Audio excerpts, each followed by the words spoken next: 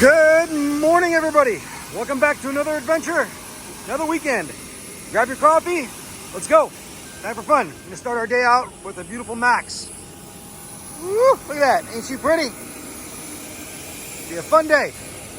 Welcome back, everybody. Welcome back to another Stig shift, and here we are. We're looking at a 737 Mach wheel well, which does not really differentiate much from an NG. The designs are basically the same, but there's only one little difference, which is the spoiler mixer. It's not there anymore. Why? Because on the Mach, it has become a fly-by-wire feature, and it's the only fly-by-wire thing on a 737, on the Mach specifically. Here, this is what it looks like on an NG. Here it is. Let's take a walk inside of an NG wheel well, and you're going to see it. It's going to be on forward bulkhead, top, upper, right side.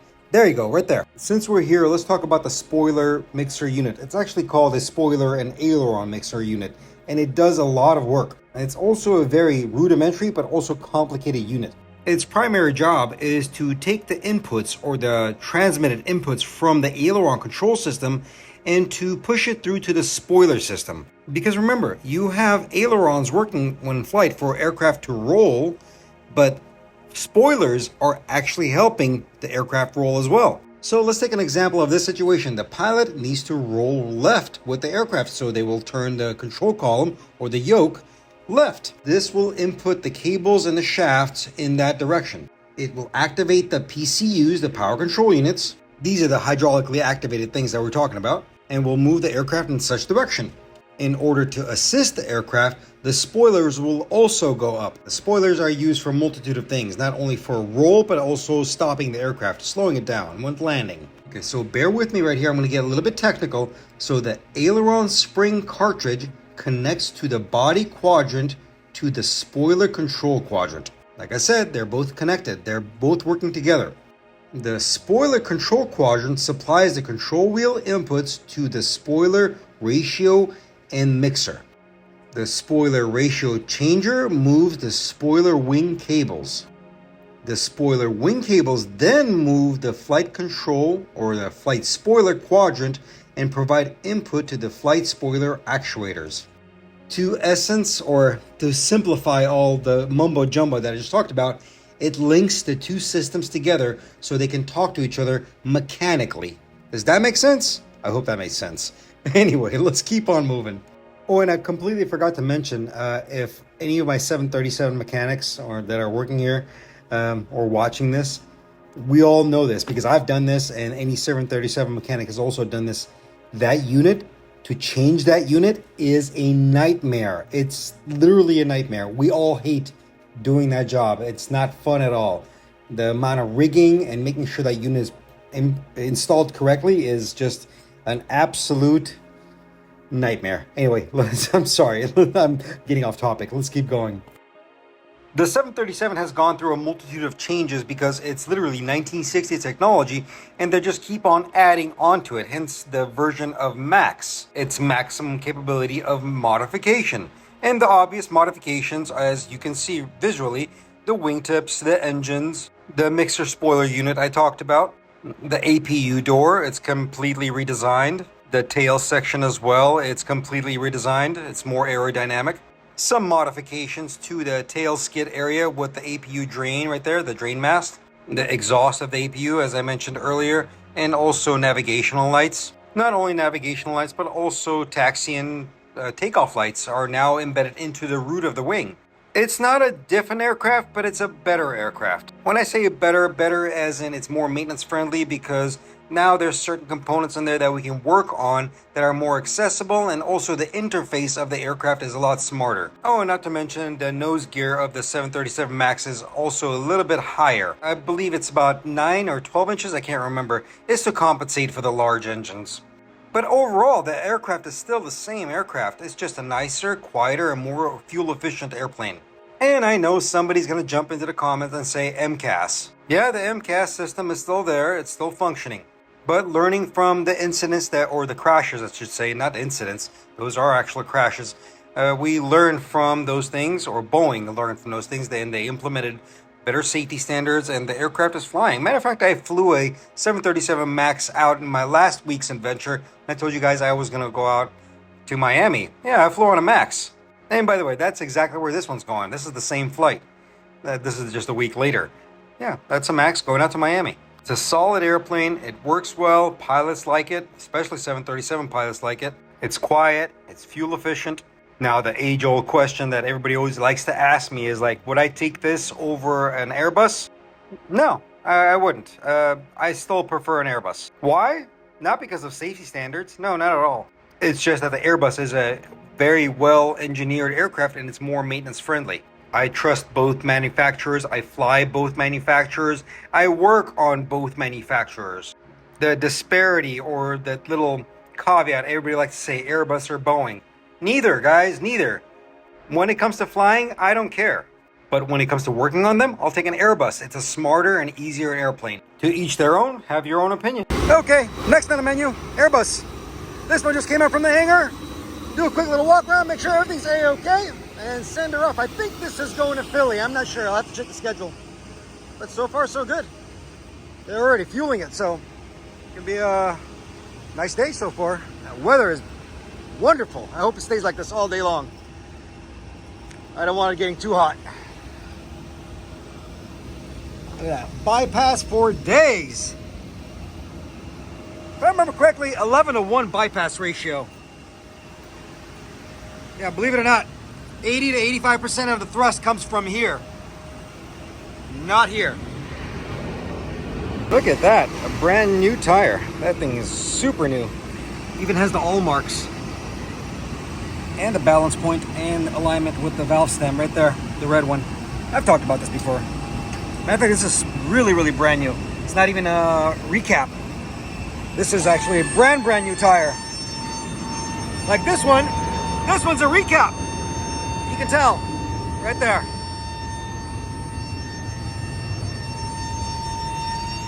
Let's take a quick little peek at the Airbus fuel panel. If you look at it closely, it's subdivided into a couple of sections. Most Airbus fuel panels are either located on the right-hand side of the belly, and there are some configurations that the fuel panel is actually on the right wing itself, right next to the fuel port receptacle. Let's go from top to bottom. Top left corner, you see the 000, and it says ACT. That's for the additional center tanks. To the right of it, you're going to see total ACT. That's the combined fuel within both the ACT tanks. Most Airbus 321 families are equipped with 2 ACT tanks. The controls for the ACT is to the left of that panel, that little square one. The little selector knob right there is to designate which ACT tank you want to look at or how much fuel is in there.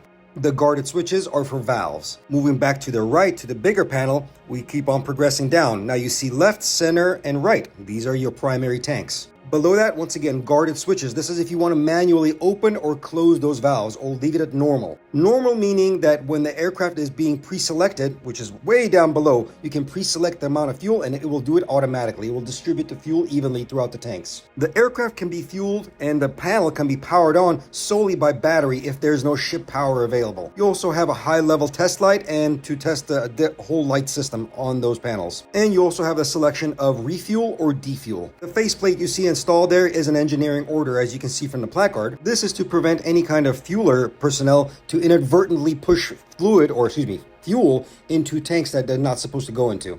It prevents a fuel spill. Transferring fuel on the 321 is fairly simple. It's a very straightforward, but I'm not going to get into it on this episode. I'll save it for another time. But here you go. There's the fuel nozzle receptacle, and they get the fuel from underground pumps. Not pumps, tanks. It's being fed to this area from a fuel farm. Everything looking fantastic. She's a good bird. She's ready to fly out. I already checked the parameters. Happy. All right. Not much to talk about here. Happy airplane. All right, gotta wait for the next one. Let's go. Here comes the next one.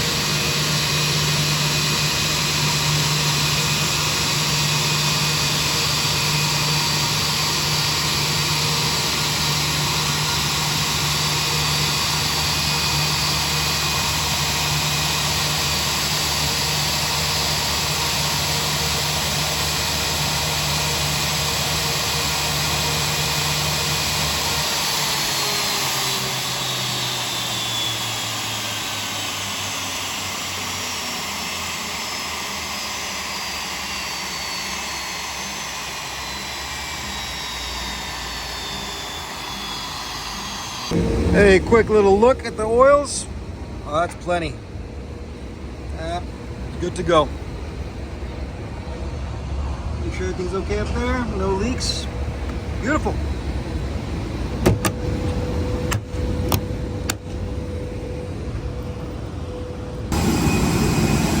Here's something interesting for you. I think I've shown you guys proximity sensors a lot of times, right?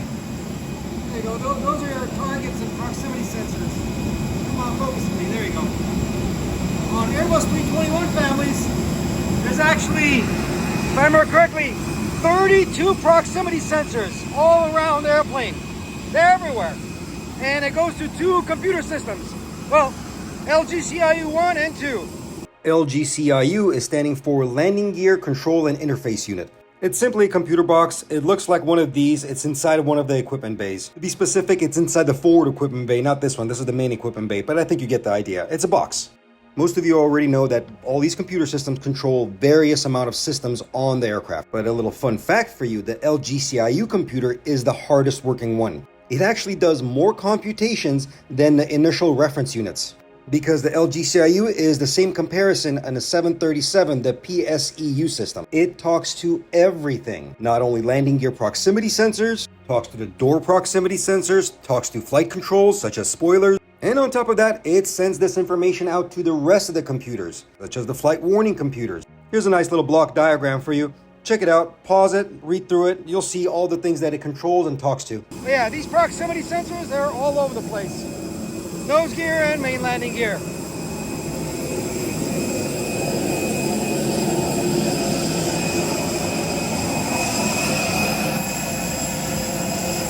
And the reason, which I forgot to mention, why it has so many sensors, 32 and counting, just for the landing gears alone, is for redundancy. If one fails, the other one will still do the job.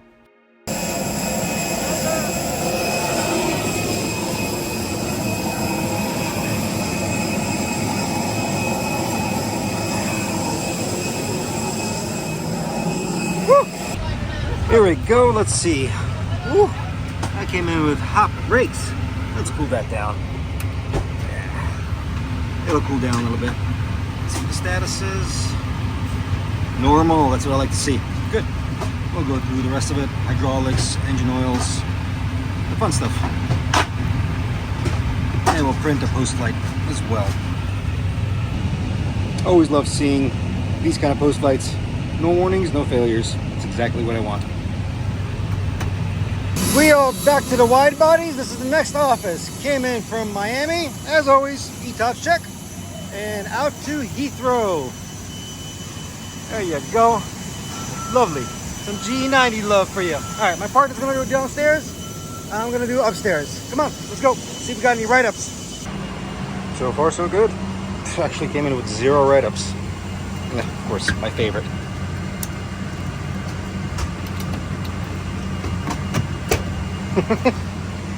Anyway, so far so good. Clean airplane. This thing came in nice and clean. Yep, no issues, no imbalance. Nothing in the logbook. Status exactly the way I want it. Nothing there. Perfect. Hey, sometimes it's easy. Anyway, this thing is pretty much almost ready to go. Just a few more things to check on, and that's about it. Off to London with you. And as always, don't forget, this time we'll do the FO's fidget spinner. You know, actually, one thing. I know I've shown you guys the escape rope on the 737. I've shown it to you guys on the Airbus. I don't think I've even shown it to you on a 787, but I don't think I've ever shown it to you on a 777. Or maybe I have, I can't remember. But here, let's check it out. It looks exactly like the one on the 737. There you go, like that. Goofy looking thing. Throw it out and climb on down. This thing is attached to structure right here, as you can see, and it's removable, but it's with the pin. I'm not going to remove it. Anyway, that's what it looks like. There you go, nice and tucked away. All right, let's get out of here. On to the next one. Oh man, when your Cuban co-workers make some Cuban coffee, you never say no. Woo! This is gonna keep me up for the rest of the day, I think. This is good stuff. Well, here comes the next office. Let's go.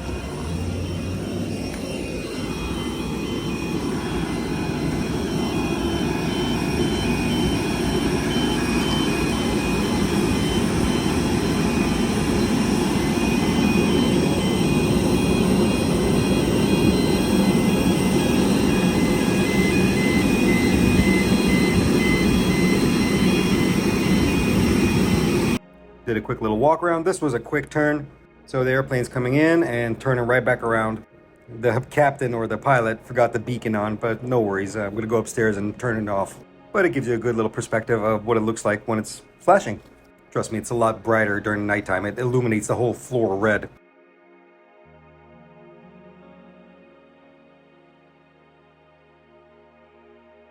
After this flight, I had a little bit of downtime and lunch break, so let's go check out some cars, because you know why? Cargo never disappoints. As always, cargo never disappoints.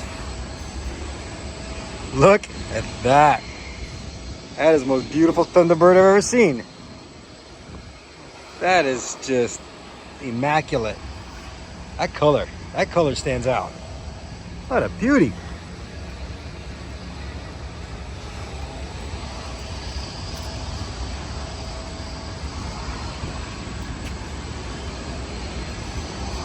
My oh my.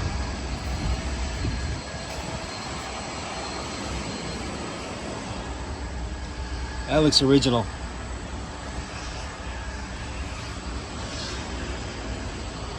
Incredible. But that's not all. Right next to it as well, a lovely speedster.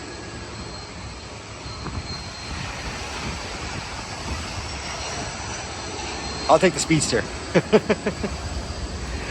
Man, oh man, I like this thing.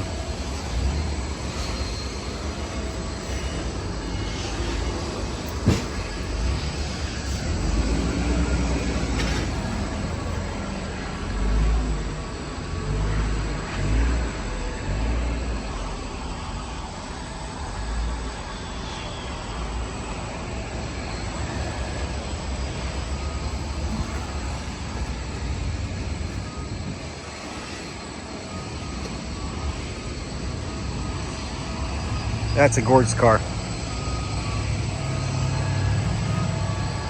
Yeah, I'll definitely take the Speedster over the Thunderbird. That's a classic. Then they got this thing over here. So I have no idea. Well, I think I have an idea what this is. Well, this is a Porsche, obviously, but look how dusty it is. I'm assuming, and it's kind of beat up looking. I think this is for testing. They must have used this for testing because there's a couple of them. There's not just this one. There's like a couple of them over here. I think seeing that cable right there, this must have been used for some kind of a testing. Yeah. Interesting. Anyway, but yeah, in desperate need of a car wash. So there's two big boxes over here, and I'm assuming it's this car inside of this box. Yeah, that's what I'm going to assume. I think that's what's in that car, or in that box. There's the other one, and more of these Porsches. Like I said, I think these were meant for testing, or they were testing them out. Probably out in the desert somewhere. Yeah, same type of cabling inside there. Interesting. If you guys know what this is, let me know. What is that? Anyway, pretty cool.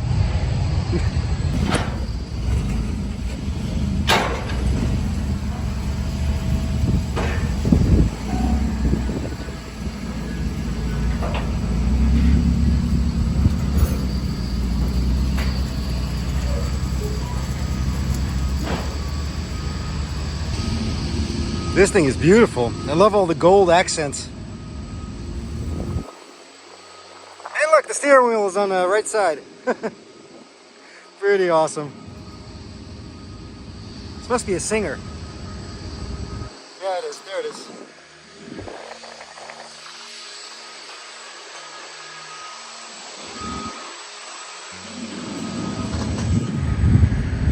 That's lovely.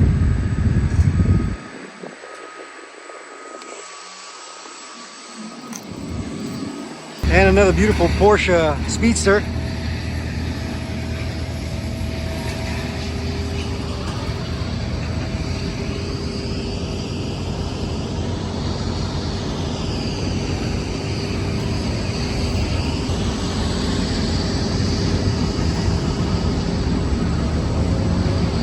Gorgeous car.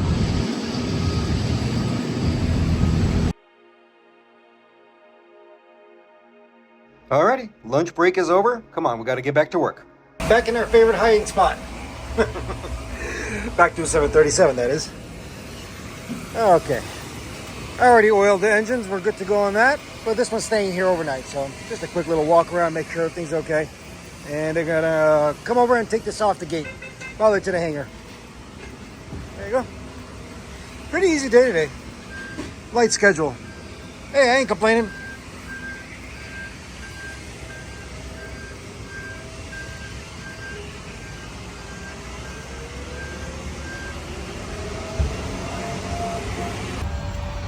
Another happy airplane. Like I said, this one's staying overnight. Yep. Oiled up. Hydraulics are good. Why not? Let's do it. Machine guns. Switching the guns. We'll even go tweet, tweet, tweet. Let's go. Mach speed warning.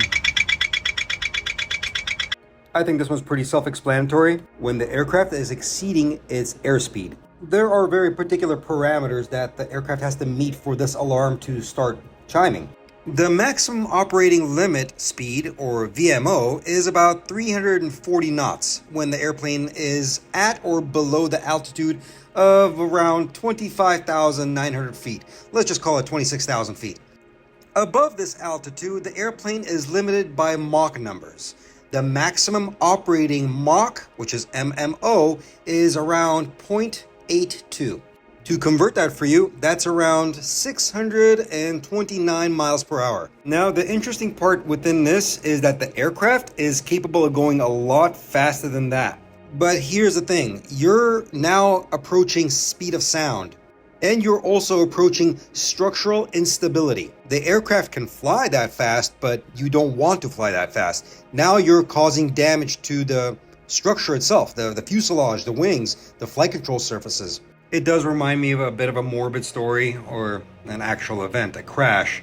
The China Eastern Airlines flight 5735, the 737 that nosedived, there's no final report issued because it's behind cloak and dagger with the other governing bodies, especially with China. But all of us within aviation pretty much know why it happened. That airplane flew straight into the ground and exceeded all Machs, beyond the fuselage capabilities. I believe they captured the speed before impact was around 700 miles per hour. The airplane was already tearing itself apart before it even hit the ground. And I can guarantee you that alarm was going.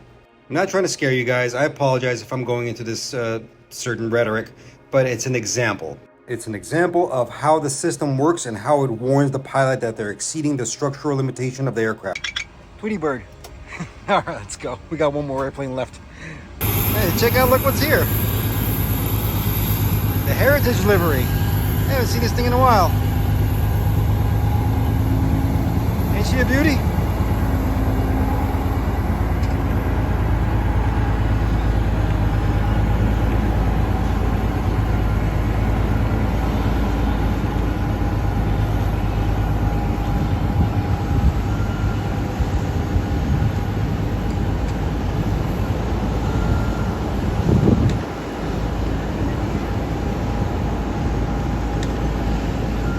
Okay guys, this is the last flight of the night, and this one stays here, just like always. Just finished oiling up the engines. Go upstairs, check up the logbook. Well, just make sure everything's okay. That's about it. Look at this thing. What are you laughing at? Ha ha ha. Alright, I'll see you bright and early in the morning, guys. Later. Good morning, everybody. Welcome back to another day. Oh, look at that. Looks like pilot left his taxi light on. Looks pretty cool with the LED, huh? Really bright. All right, we'll go upstairs after a walk around. We'll turn that off. No big deal. Let's go. Time for more fun.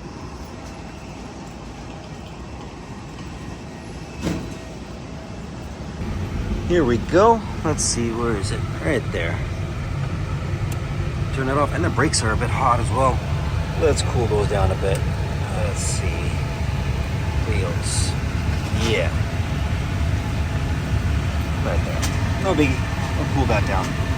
Otherwise, status, normal. Exactly what I want to see.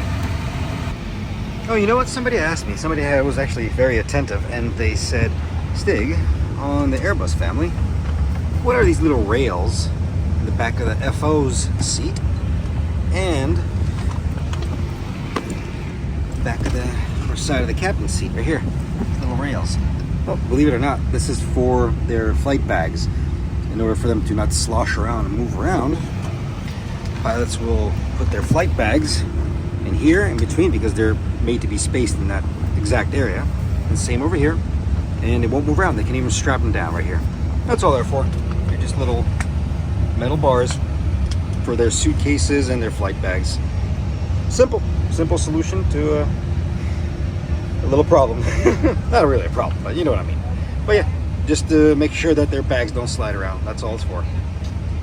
Here comes the next office. It's like a rerun from yesterday. Same flight from Miami back to Heathrow. We gotta do the ETOPS. Yeah, routine. And that's what actually aircraft maintenance is most of the time. It is routine. This is why you guys see me doing the same things over and over again. I do apologize sometimes. Yes, it does get boring. Well, it might be boring for the viewer because you're not standing there next to me. But for me, it's a very, how can I put this? A pleasurable experience because I encounter these airplanes and I'm looking at what's going on. But overall, it's most of the work is over and over, the same things over and over. And if you guys do get bored, feel free to fast forward. I know not all of this is, you know, sunshines and rainbows and all excitement, but that's what we want. We don't want excitement. If something is working properly and everything is functioning right, then we're happy because there's no maintenance issues. But just being around these beautiful jets and being able to be in this environment and enjoy it, that makes a big difference, because when you enjoy what you do, it doesn't feel like work anymore, does it? Here's an interesting thing for you. On the 777 main landing gear, these are hydraulic hoses, okay? So they have to kind of flex around a bit. Sometimes, once in a while, on landing, these hoses will move around and the tire also expands and contracts. Sometimes these hoses will scuff the tire and it will take away some of this protective layer. This one as well. There's a temporary repair for this, but if you ever work on a 777, look out for these hoses. Sometimes this material will be scuffed away. You'll see the bare metal of the hose. But again, there's like a special wrap material you can repair it with. It's approved, but yeah. Always pay attention to the hoses. Anyway, so far so good. Matter of fact, let me show you a good example. My little mama is going to help me out of here. She's my little technician, my little helper. That's what the hose looks like underneath that braided or the covered line that you saw on a 777. It literally looks exactly like that. When that protective coating wears off, that's what you're going to see. And the temporary repair for this would be tape just like this. And let me show you how this works. So let's say that coating had worn off. What you would do is take this protective layer off, or take this tape. Here, let me put you down right here. Let's see if I can do this right. So what you would do is would wrap it, and it's a double-sided tape, as you can see right here. You would peel the back end of this, if I can get it going right now. My apologies, I'm being butterfingers, and it is 100 degrees right now in Los Angeles, and it's my day off. And guess what? The air conditioning unit decided to say, nope, I quit, and put in my 2 weeks notice. So, yeah, let's see now. Come on. There you go. The help of teeth. Anyway, that's what this looks like. It's a stretchy silicone style material, but it's also, it sticks to itself. What you would do is start wrapping the exposed area of that hose in such manner, like this. And then we would put zip ties on it at the ends to keep the from falling apart. But my point is, that's what it looks like as a temporary repair. Anyway, hope that makes sense. There you go. Say bye. That's my angry one. That's my older one. Quick little cargo inspection. Oh, come on. Let's see if this works. My magic trick for custom maintenance. There's a little grounding point in there. Sometimes it gets dislodged. When in doubt, hit it with a hammer. I'm just joking. No, don't do that. Everything looking good over here. Everything looking good. So all your mixer manifold or air mixer manifold, all the risers from the air conditioning, all comes up from the pack bays and goes up into the cabin. One of these days when I see this thing down, I'll show you what it looks like inside there. It's pretty cool. Otherwise, we're looking good. Go do the inspection on the aft cargo and then go upstairs.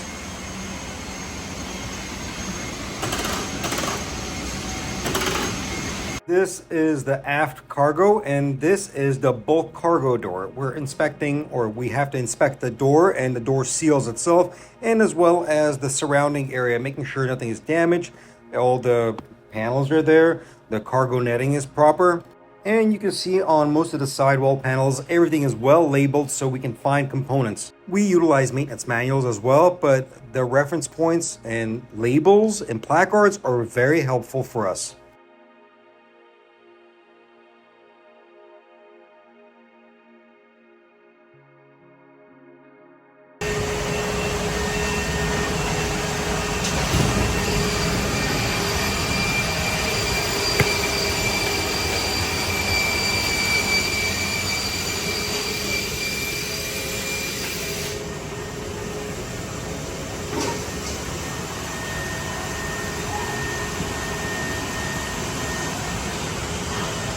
Everything went so quickly, I did not get a chance to get any footage from the interior of the aircraft while inspecting, and we had a few minor little issues, just interior write-ups, the usual with these wide bodies. But somebody asked me, what is that pink tug? Why is it painted pink? Well, there's a specific reason for that, and usually when you see something painted pink, especially within the United States, or usually across the world, anywhere, they're all, most world organizations recognize this. It's for Breast Cancer Awareness Month. That's where it's for. That's why you see the little ribbon right there. But here you go. The beautiful 777 got dispatched, and we got it out on time. I was very happy about that. But yeah, there you go. Me taking my 777 out for a walk. Another successful flight.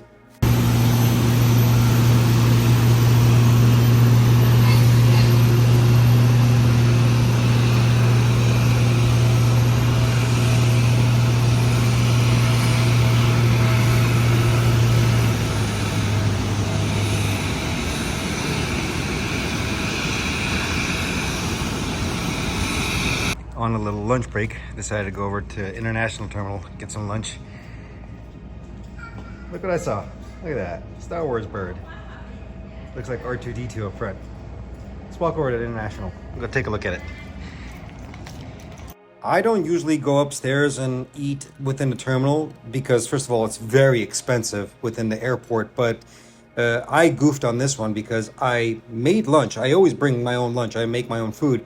And as I was walking out in the morning for this shift, I completely forgot and I left the lunch bag on the table. Thank goodness I managed to remember to grab the coffee cup, but the lunch bag stayed at home. By the time I got home, the food was gone. It's done. My cats ate everything. It's all right, don't worry. It was just chicken and rice. But it gives us a good opportunity to walk around the LAX International Terminal, and this is one of my favorite things to do. Usually I'll do this on my lunch breaks or just when I need to go up there and get a cup of coffee or something. But it's always a wonderful experience to see LAX because it's a beautiful airport. And the thing is, all airports have a very unique way of doing things. Every single airport I've been to, it's been a different experience and a wonderful experience because they represent themselves as a unique culture in showing the culture within that airport or that vicinity. Matter of fact, if you've ever been to LAX, it's upgraded so much. Now you can walk literally from Terminal 1, which is Southwest Terminal, all the way down to Terminal 8, which is towards United. I mean, you can literally walk the whole horseshoe of LAX internally. You know, obviously you have to be a flying passenger, but if you wish to do that and you have enough ground time, yeah, go for it, dude. You guys, go walk around. Go enjoy the airport. Lots of cool amenities, shops if you like to shop. I mean, there's lots of pretty things out there. Lots of cool airplanes to see. As you saw right there, we got to see the Team USA from Delta. And yeah, it's just a beautiful, beautiful airport. And here's that R2-D2, that 787 right there. We managed to catch it before it left. They're about to push out. But yeah, guys, I highly recommend for you guys to go walk around the airport that you're in if you have the time to do so. It's always an adventure.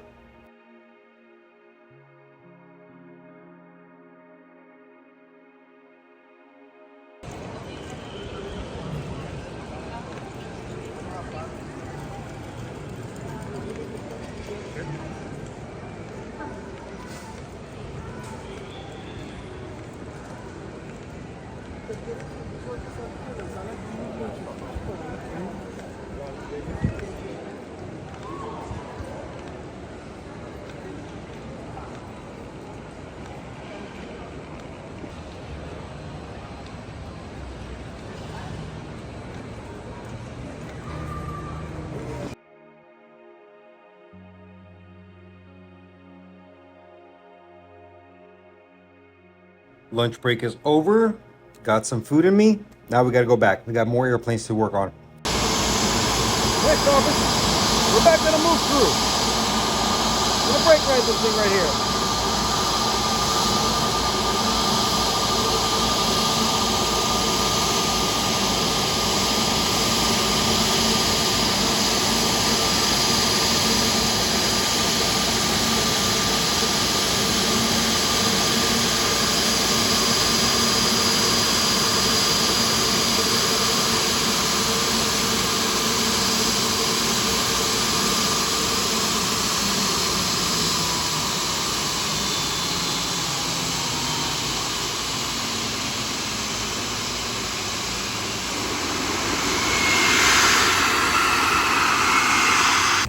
You know, you don't really realize how long the 321 Neo is until you walk through it. It just keeps going and going, almost comparable to the 757 length, almost, not quite.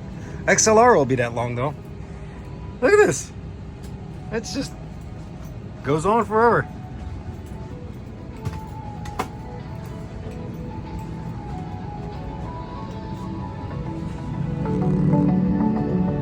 The deboarding music. I like it. I like it. All right, let's get this thing ready to go. The cabin is clear. All we got to do is close the doors and set it up.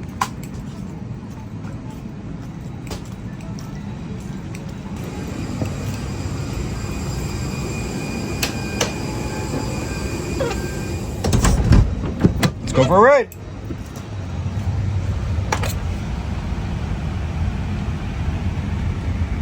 Let's get this transponder set up. Let's see. Hit the ident. That'll ping us on for the tower. They'll know where we are. Otherwise, everything is pretty much set up. APU's running. Emergency lights are going, which I really don't need, but the pilot's left it the way it is. All good. Just waiting for the ground crew to come over, hook up, so we can go. Easy. Plugged in the ground. Alright, plugged in the hydraulics.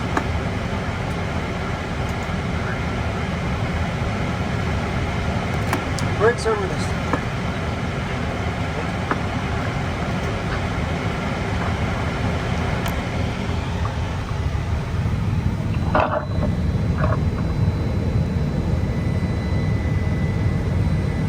The swing shift portion of this day, I got assigned to a brake riding crew, and I also got assigned to the brake riding crew for the next day. So everything else that you're going to be seeing beyond this video, or throughout the rest of this video, is just brake riding. So if you guys enjoyed, I'll keep some of the ATC chatter on because some of you enjoy it, and some of it will be a little bit of time lapse. I'll also include a little bit of an informational factor on a 787 on the next day or the following day of the shift, and some just information on the landing gear and the landing gear doors. But anyway, if you want to fast forward ahead, feel free. Otherwise, enjoy. American 45 company off your right will hold for you. Roger that. American 2364, if you're cleared in, you can taxi in. And the I-2151, we are cleared in. Air 2151, Roger, continue to the gate. Traffic Sir 3245 was duly ready for taxi. We're cleared in, American 2364. American 2364, Roger, continue to the gate. To the gate, American 2364. American 306 LA ground, taxi via Bravo, hold short of Lima. Bravo, hold short of Lima, American 306. Traffic Sir 325 was duly ready for taxi. Take stride 325. Hold on the ramp, I gotta get his time. Hold on the ramp.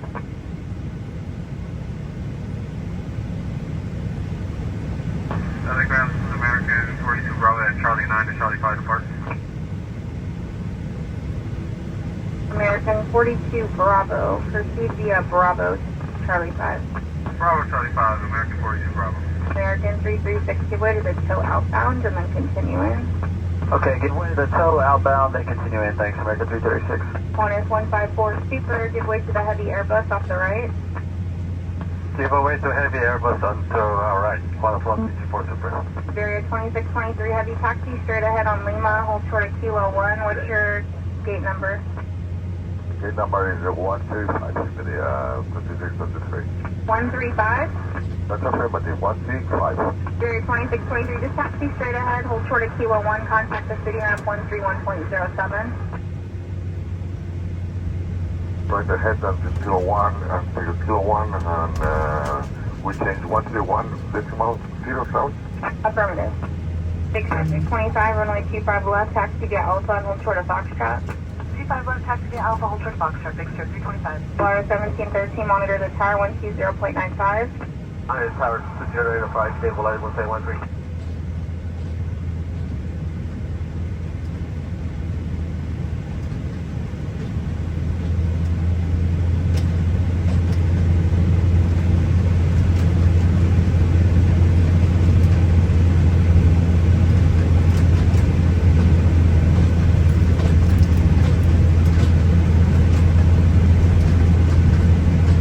Gate open for 306, American.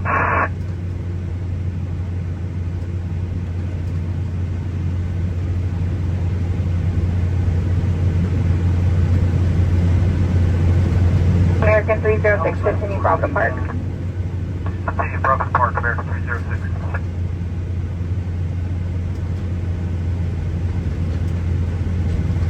Take strike 325, hold short of Foxtrot, monitor the tower 120.95.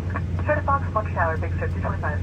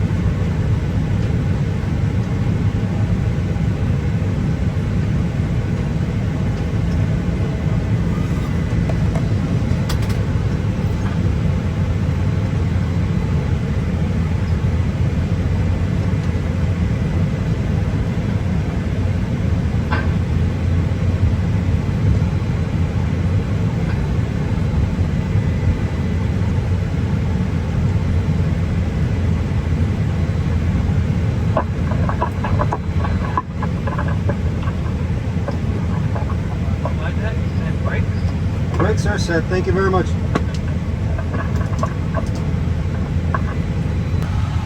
There we go. That was fun. All right. Hydraulics off. Beacon off. Emergency lights off. Don't need these anymore. And I already turned off the A2 bleed air, so it's on its cool down cycle as it is. Yeah, pretty much good to go.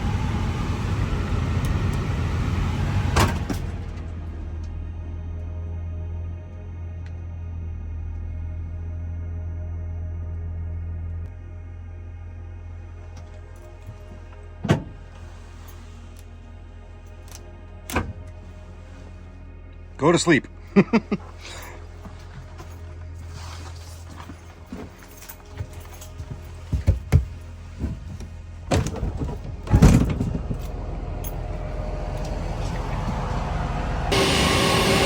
One more.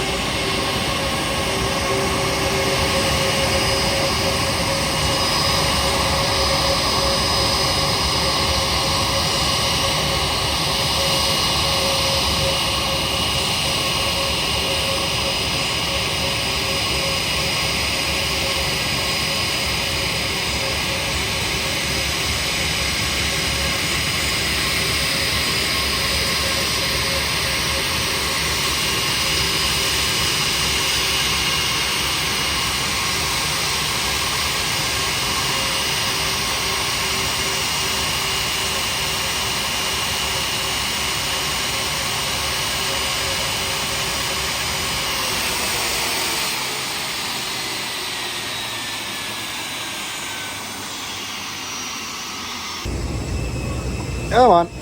Okay, let's go. Same as the last one. Matter of fact, even right off the same gate, too. Gate 42, Bravo. Okay. Everything is set up. The cabin is clear. Basically the same old thing. Hope you guys are enjoying this. All right, let's go.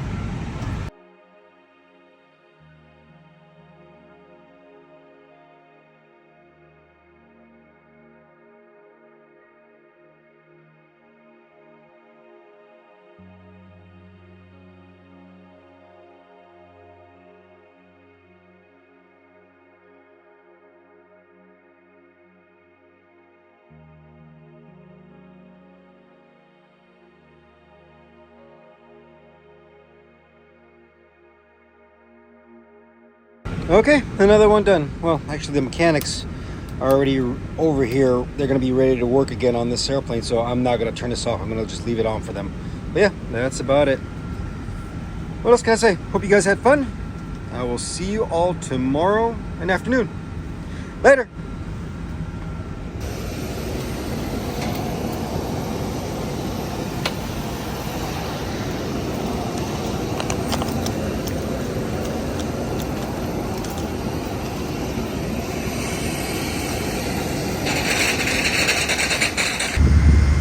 Welcome back, everybody. Welcome back to another day. It's gonna be a little short day, 8 hours, and I'm right back where I started yesterday. Back to the move crew. Our first move, beautiful plastic Princess 787. Let's go. Time for fun. So this is the portion I was talking about, the 787, and its landing gear and its landing gear doors. They have a very particular way of functioning when flying or taking off or landing. Now, I have talked about this or mentioned this before. The 787, when upon landing, the gear gravity drop. There's no hydraulics involved except for pulling up the gear doors. Obviously, when the gear needs to be retracted, that's hydraulics involved, but we're talking about just simply dropping the gear for landing. But on takeoff, this is where something very interesting occurs within the 787. Most of you know that when the aircraft is taking off, pilots will reach to the landing gear lever and go gear up. That will push the aircraft into a certain sequence of events, such as gear doors down, landing gear up, gear doors up. The 787, though, works a bit differently. Well, certain models. There's a certain video that's been circulating around the internet, and the individual is trying to describe what the system actually does, and they are actually correct if you happen to seen that video. So what happens with the 787, On certain models, when the aircraft does take off, the landing gear doors will drop automatically. We'll do it without pilot input to the landing gear lever, because once the aircraft is on certain rotation and speed, the pilots will take that handle, pull it up, that will push the sequence of events as I spoke earlier. But on the 787, it will do it automatically, not for the landing gear itself, but the doors. The doors will deploy automatically open about 1 or 1.5 seconds right after rotate. Watch, you're gonna see it right here. Once again, it's only on certain models. This is only reserved for the Dash 9s and the Dash 10 787s. The gear doors will drop automatically. Then the pilot will initiate the sequence of events with the gear door handle. The gear will retract, the doors will retract. The reasoning behind this is for takeoff performance. Less drag, no need for pilot input. The aircraft is very smart and very automated. It will do it for the pilot. If in any case there is a rejected takeoff or they need to come back to landing, the gear doors will retract hydraulically. Overall, yes, this system exists, but only on certain models. There's no actual name to the system, not that I know of, but from what I read in the manuals, it refers to the early doors function causes the main landing gear door to open without the landing gear door control lever to be in the up position. This is verbatim of what it states in the manual. Automation is slowly taking over for pilots, and it's gonna keep happening no matter how you want it. At one point or another, you are going to have a single individual flight deck crew member. It's going to happen. Mark my words right here. The point of this is to reduce the human error. We're putting our faith into machines at this point. Now, I don't know if that's a good thing or a bad thing, but one thing is for sure, you're always going to need a mechanic to fix it.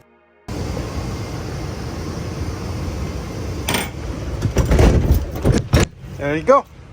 Cabin is clear. Go up to the flight deck and get this thing ready to go. I always love this thing. Looks so nice. They put it in a perfect spot. This thing I think just came from Haneda. Yeah. Let's go. There she is in all her beautiful glory.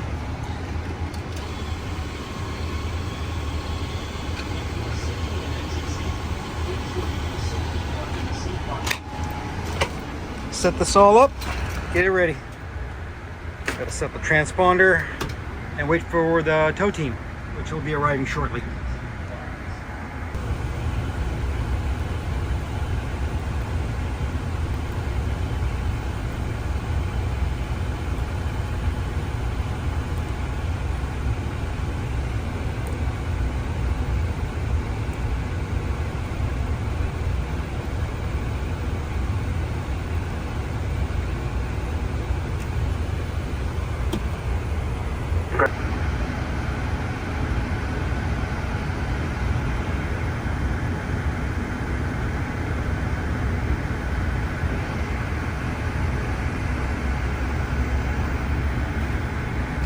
Spirit 497, monitor the tower, wind speed 0.95.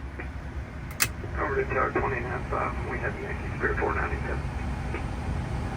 Cross coast 3951, crossing 25 right at Tuesday, taxi for 28. No 3951, taxi Charlie, November, hold short of November 2. Alright, taxi Charlie November, hold short November 2, so it's 3951. No 3951 on November, contact North Grand. Alright, on November, contact no friends. That was 3951.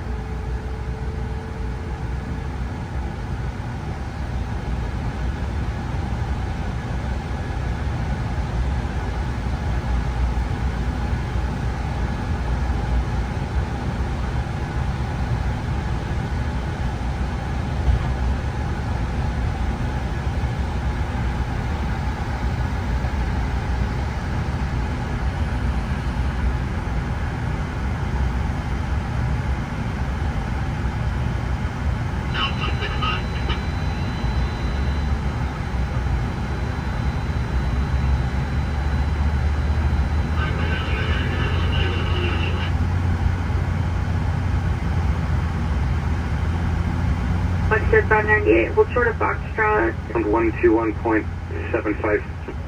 Papa 121, Delta 715, monitor tower 133.9 or 1 on Echo. Have a good day. 33.9 on Echo, U2 Delta 715. Delta 3776, once the Delta Airbus passes behind you on Delta, push tail west, runway 24 left. Push tail west, runway 24 left after the Delta behind us, Skywest 3776.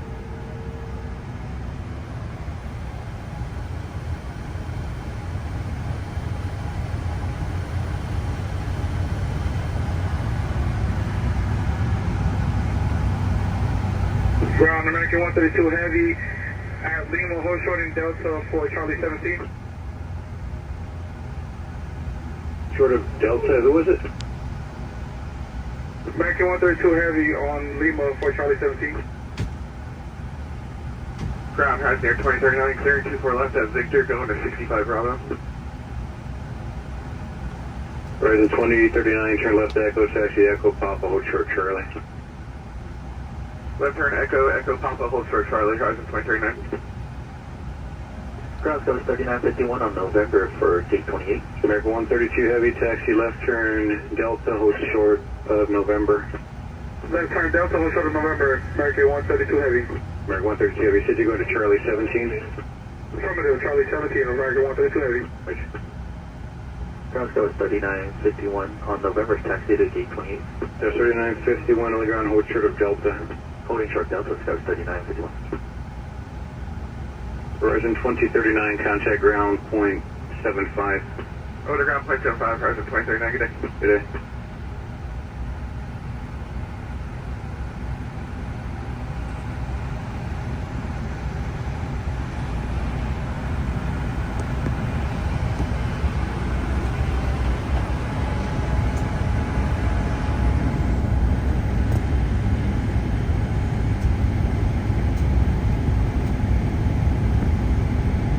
American 132 Heavy, proceed Delta, Papa, hold short Charlie, contact ground point 75 at the checkpoint.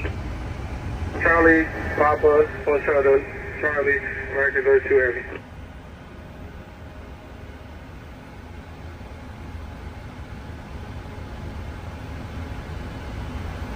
Skywest 3951 behind the American Heavy from your right on Delta, taxi right turn Delta to the gate.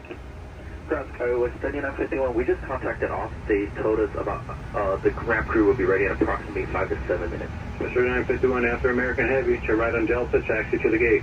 Alright, turn right on Delta, taxi to the gate, Skywest 3951.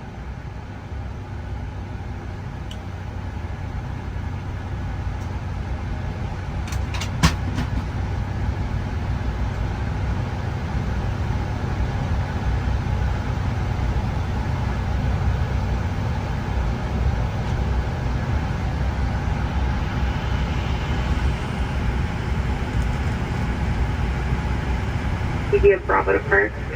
Bravo to Park, Horizon 2039. Emirates A3 Mike Super Taxi via Lima, hold short of Kilo 1 and contact the city area. You all instruct the Kilo 1, contact the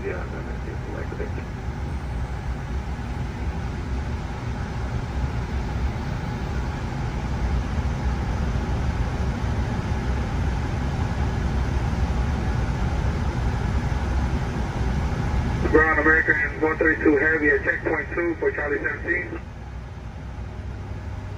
Only grounding deck jet, 477 signature with information needed. You ready to go? Exit at 477, runway 25 left, taxi to Alpha, hold short of Foxtrot, 8 is Yankee current. 25 left, Alpha, shorter Foxtrot, deck jet 477. It's one of the most beautiful feelings in the world to love what you do, and being inside this aircraft, being moved around and being part of this culture, this aviation culture, it makes me smile. That I wake up every single day and I think to myself, I can't wait to get to work. Yeah, I know you're gonna laugh at me, but that's literally how I think. I can't wait to get to work. I can't wait to touch my airplanes. I can't wait to work with my friends. I can't wait to fix problems. I enjoy it. I love this. I was born for this. My sole existence, my purpose in life is this, is to make sure that these airplanes fly right. I would not trade this for anything. If I ever win the lottery, guess what? I'm still coming into work. Best job in the world. Good goodness gracious, I could not be stuck inside of a cubicle. No way, no how. And that's that. That was our first airplane. There goes the tug, the super tug. And now we just gotta shut this thing down. The mechanics haven't arrived, so I'm not gonna leave this thing on. This thing's gonna take a while to shut down, just like it takes a while for it to turn on. But yeah.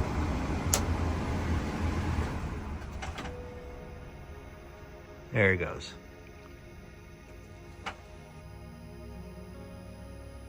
What you're seeing here is the shutdown sequence, and I'm looking at the APU page.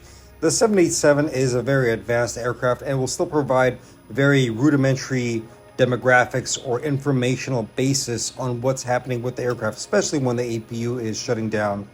What you're looking at there is a cool down sequence for it. So once it does cool down, it will shut down, as you see right here.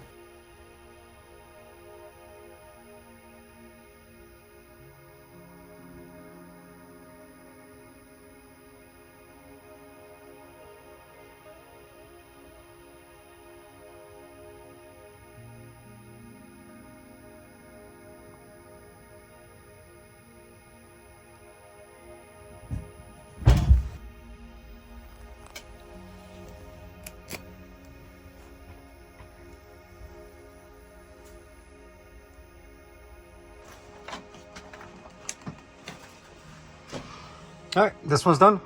On to the next one. Let's go. Just wanted to do a quick little last walk around before we park the aircraft or settle the aircraft into its place, making sure everything's a-okay. It's the normal procedure. You do a walk around prior to moving the aircraft, and then you do another walk around after you reposition the aircraft. This is to ensure that there's no damage that occurred to the aircraft itself. So that's just me doing that, and as well as admiring it.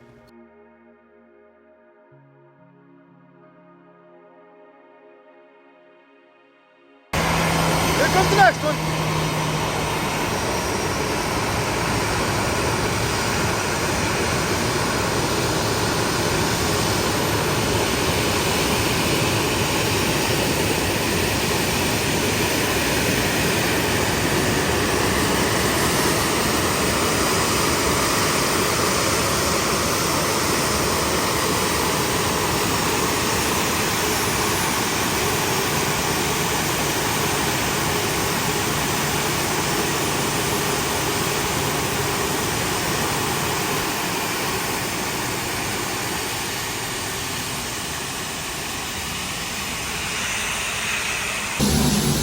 Alrighty, one more.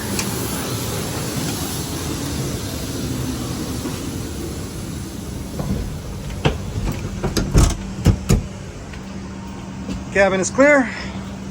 Let's prep it up and ready to go. One more time.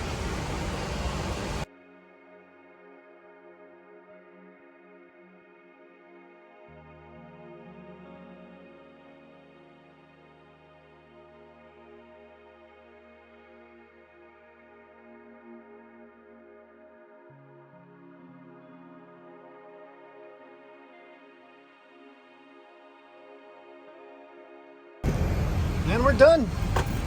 Easy. All right, let's turn that off. Turn that off. Oh, not that one. That one. Actually, that can be off too as well. And then everything else is where it should be. Alrighty. Time for the APU to go bye-bye. The seatbelt sign is on. Please be seated and fasten your... Really? You're really gonna do that? Every single time it gets me. Every single time. Let's close this window too.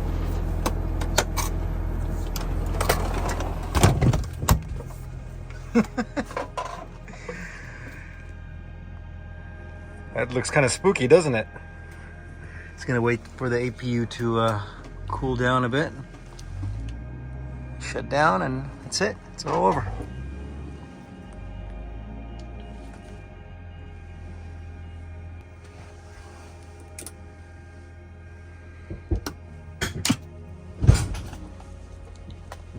We are coming to the end of our journey, ladies and gentlemen. All I can say is thank you. Thank you for being here. Thank you for watching and enjoying the adventure with me. Not much excitement happened on the weekend, but that's okay. But I hope you guys all enjoyed it and learned something new. That is it for this weekend's adventure. I hope everybody enjoyed it. Hope you guys learned a few things and just had fun. You guys all be good. I'll see you on the next adventure. Later.